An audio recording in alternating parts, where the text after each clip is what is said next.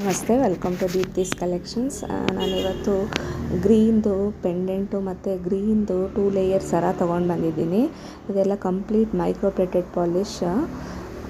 ಇದು ಗ್ರೀನ್ ಜೇಡ ಇದೆ ಮಧ್ಯದಲ್ಲಿ. ನಿಮಗೆ ಫುಲ್ ಲೆಂತ್ ಬಂದು 30 ಇಂಚಸ್ ಬರುತ್ತೆ. ಇದು ಯಾರಿಗಾದರೂ ಬೇಕಾದರೆ ಸ್ಕ್ರೀನ್ ಮೇಲೆ ನನ್ನ ನಂಬರ್ ಇದೆ, ಸ್ಕ್ರೀನ್ಶಾಟ್ ತೆಗೆದು ವಾಟ್ಸಪ್ ಮಾಡ್ಬೋದು.